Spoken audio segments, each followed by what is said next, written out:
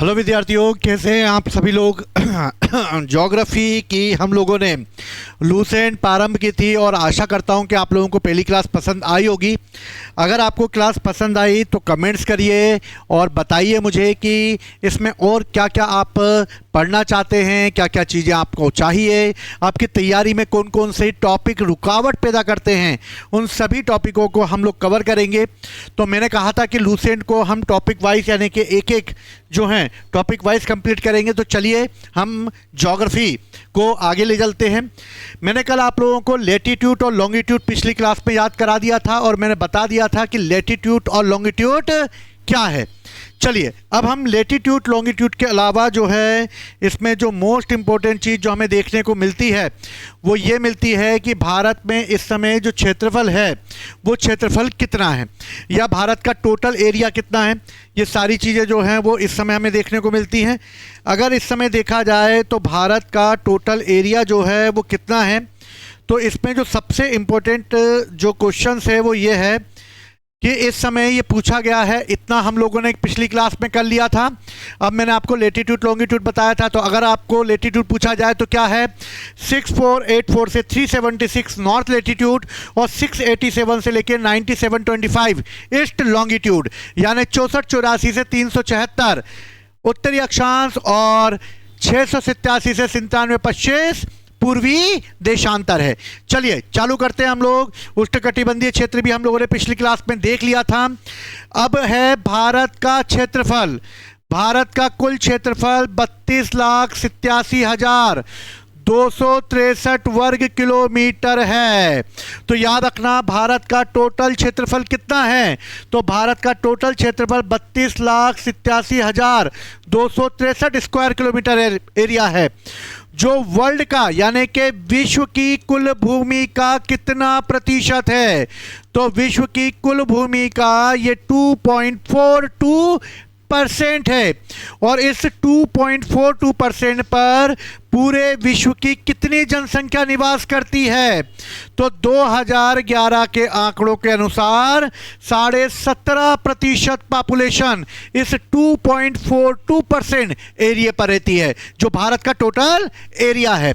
यानी भारत का total area 32,87,263 square kilometre यानी वर्ग किलोमीटर है, जो पूरे विश्व का 2.42% है। यानी कि इतने पॉपुलेशन जो है यानी कि 17.5 पॉपुलेशन इसी पर रहती है। चलो आगे बढ़ते हैं। अगला दिया गया है लाइन क्षेत्रफल के अनुसार। किसके अनुसार? क्षेत्रफल के अनुसार दिया गया है। अगर क्षेत्रफल के अनुसार दिया गया है, एक मिनट क्या हो गया इसको, क्षेत्रफल के अनुसार दिया गया है, तो क्षेत्रफल के अनुसार हम लोग देखते हैं कि क्षेत्रफल के अनुसार जो है वो भारत का टोटल एरिया जो है वो कितना है। तो क्षेत्रफल के अनुसार अगर हम देखते हैं तो इसकी दृष्टिकोण से भारत विश्व का 7वां सबसे बड़ा देश है क्षेत्रफल में, यानी कि एरिया वाइज में। जबकि जनसंख्या की दृष्टि से, किसकी संख्या से? जनसंख्या की दृष्टि से भारत जो है वो दूसरा सबसे बड़ा देश है। क्षेत्रफल में हम 7वें नंबर पे हैं, पॉपुलेशन में बम फोड़ा फाड़ी मचाए हुए हैं, 2nd नंबर पे पहुंच चुके हैं हम लोग, और 2nd नंबर पे हम लोग, और इस तरीके से दूसरा सबसे बड़ा देश है। क्षेत्रफल की दृष्टि से भारत के बड़े 6 देश कौन कौन से हो सकते हैं, तो वर्ल्ड का सबसे बड़ा देश रशिया है। अगर बन सकता है तो यहां पर मैं मैप बनाने का प्रयास करता हूं, अगर आप लोगों को पसंद आए, ठीक है, तो मैप बनाने का प्रयास करते हैं हम लोग थोड़ा सा, जिससे आप लोगों को थोड़ा पता चल जाए। ठीक है, ठीक है, छोटी सी लाइन है पर चलो दिखाई दे रही होगी, कोई दिक्कत वाली बात नहीं है।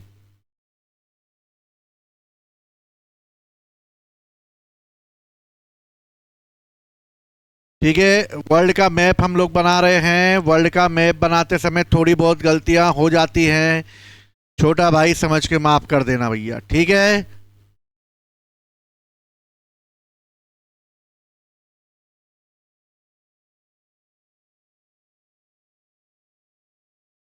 यह है नॉर्थ अमेरिका और ये है साउथ अमेरिका। चलो अब हम देखते हैं वर्ल्ड में कहां पर कौन सा देश किस नंबर पे है। ठीक है, तो भैया वर्ल्ड में सबसे पहले रशिया, रशिया आएगा नंबर 1। फिर आएगा कनाडा, कनाडा आएगा नंबर 2। फिर आएगा चाइना, चाइना आएगा नंबर 3। फिर चाइना के बाद यूएसए आएगा नंबर 4। यूएसए के बाद ब्राज़ील आएगा नंबर 5। ब्राज़ील के बाद ऑस्ट्रेलिया आएगा नंबर 6। और फिर आएगा इंडिया नंबर 7 पर। तो इस तरह से अगर देखा जाए तो भारत में अगर हम देखें तो भारत 7वां सबसे बड़ा जो है जो क्षेत्रफल की दृष्टि से देश है। और जनसंख्या की अगर बात की जाए तो जनसंख्या के हिसाब से सबसे ज़्यादा जनसंख्या किसकी पाई जाती है, तो सबसे ज़्यादा जनसंख्या जो पाई जाती है वो चाइना की, यानी चाइना नंबर 1 पे है और इंडिया पॉपुलेशन में दूसरे नंबर पे है। तो भैया हम दूसरे नंबर पे हैं जनसंख्या में, तो याद रखना जनसंख्या में हम दूसरे और क्षेत्रफल में हम लोग 7वें नंबर पे हैं। और इस तरीके से 8वां जो बड़ा देश है वो है अर्जेंटीना। तो अर्जेंटीना जो है वो 8वां सबसे बड़ा देश है। उसके बाद कजाकिस्तान 9वां सबसे बड़ा देश है। ठीक है, तो इस तरीके से ये सारे देश हैं। चलो आगे बढ़ते हैं। भारत के क्षेत्रफल के संपूर्ण विश्व के क्षेत्रफल का 2.42% है, बता चुका हूं, घबराने की जरूरत नहीं है। चलो, जबकि जनसंख्या में संपूर्ण विश्व की जनसंख्या का हम कितने प्रतिशत, 17.5% हैं। बम पॉपुलेशन है हमारे पास, कोई घबराने वाली बात नहीं है।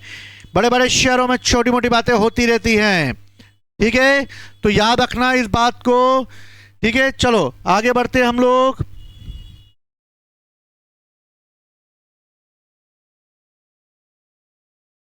चलो अब दिया हुआ है जनसंख्या की दृष्टि से 8 बड़े देश हो गए हैं। ठीक है, कौन कौन से हैं जनसंख्या की दृष्टि से 8 बड़े देश, तो जनसंख्या की दृष्टि से 8 बड़े देश, जनसंख्या की दृष्टि से 8 बड़े देशों में सबसे पहले नंबर पे चाइना, सेकंड नंबर पे इंडिया, थर्ड नंबर पर है अमेरिका, फोर्थ पर इंडोनेशिया, सबसे ज्यादा मुस्लिम पॉपुलेशन इंडोनेशिया में रहती है। इसके बाद ब्राजील, फिर पाकिस्तान और बांग्लादेश।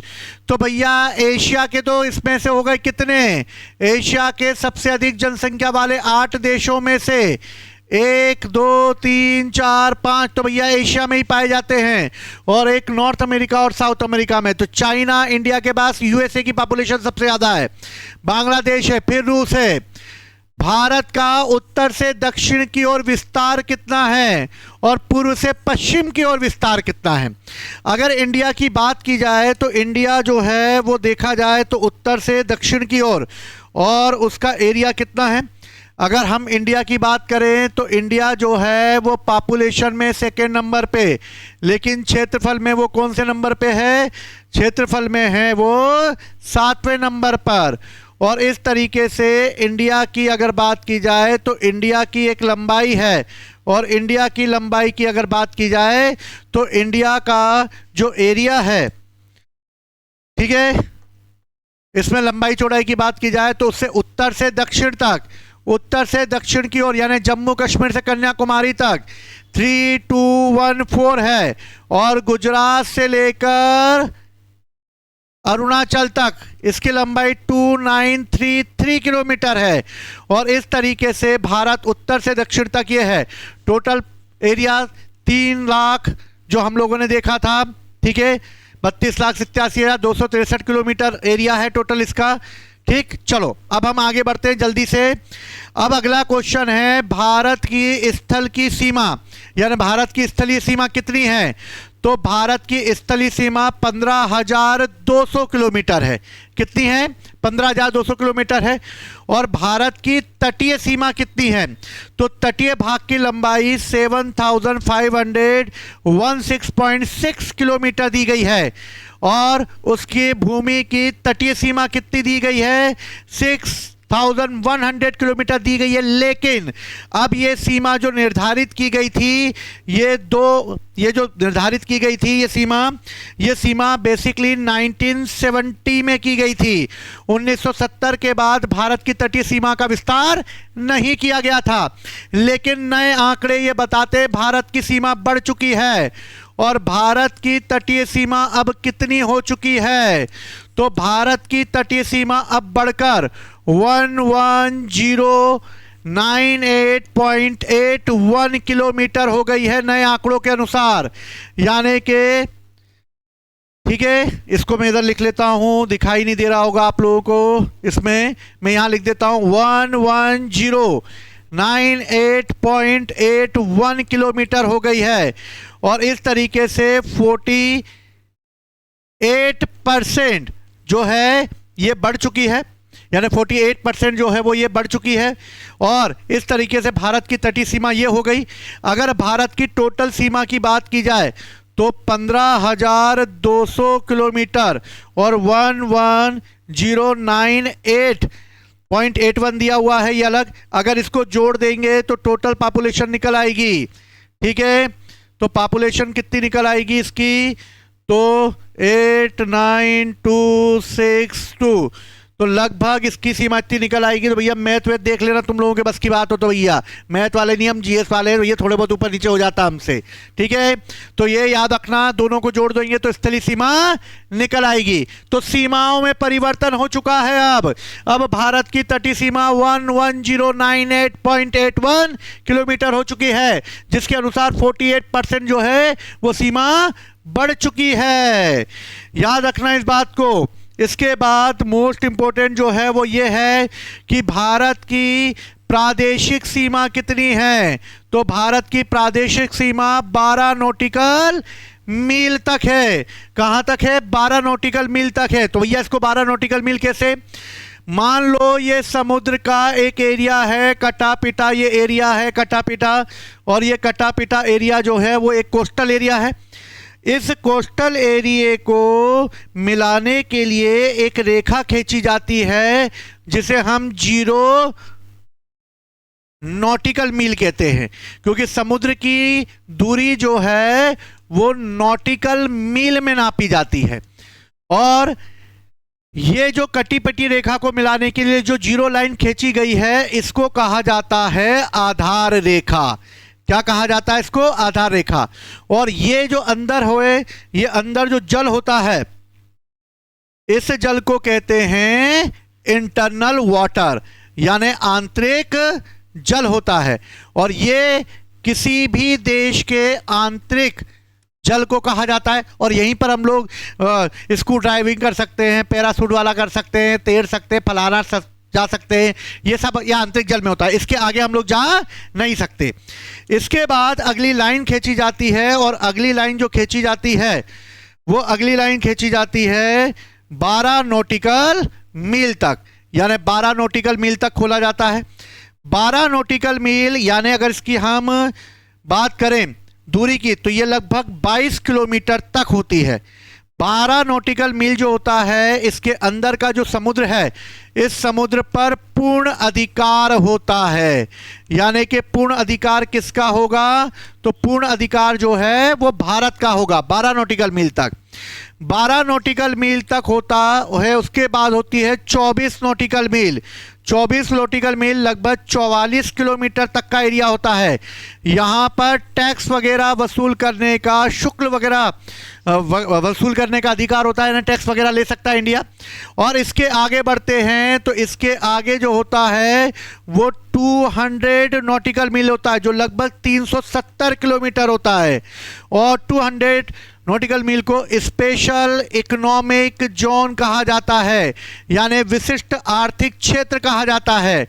और विशिष्ट आर्थिक क्षेत्रों में जो ये विशिष्ट आर्थिक क्षेत्र है, इस आर्थिक क्षेत्र में जो है वो द्वीपों का निर्माण करना, ठीक है, तेल निकालना और मिसाइल का परीक्षण करना, ये सब का सब इसी नॉटिकल मील तक होता है। इसके बाद का जो समुद्र होता है वो सबके लिए ओपन होता है और सभी देशों के लिए समान रूप से होता है। तो क्वेश्चन पूछा जाए कि भारत अपनी प्रादेशिक सीमा का विस्तार कहां तक पूर्ण अधिकार रख सकता है, तो 22 नॉटिकल मील तक रख सकता है। उसे शुल्क वसूल करने के लिए कितने नॉटिकल मील तक होता है, तो वो 24 नॉटिकल मील तक होता है। तो याद रहेगा ये समुद्र की प्रादेशिक सीमा 12 नॉटिकल मील तक होती है, तो याद रखना इस बात को। इसके बाद अगला जो टॉपिक है उसमें भारत की सीमा संबंधित केंद्र शासित प्रदेश और राज्यों के बारे में है। तो इस लोगों को हम लोग अगले टॉपिक में पढ़ेंगे, कम पढ़ेंगे पर अच्छा पढ़ेंगे। आशा करता हूं कि आप लोगों को समझ में आया होगा। इसी के साथ उड़ान एकेडमी के साथ जुड़े रहिए और अपनी तैयारी को बेहतर करते रहिए। जय हिंद, जय भारत।